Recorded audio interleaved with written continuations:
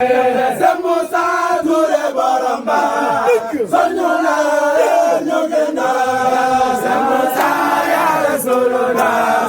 sallallahu alaihi wa sallam Musa Touré borom ba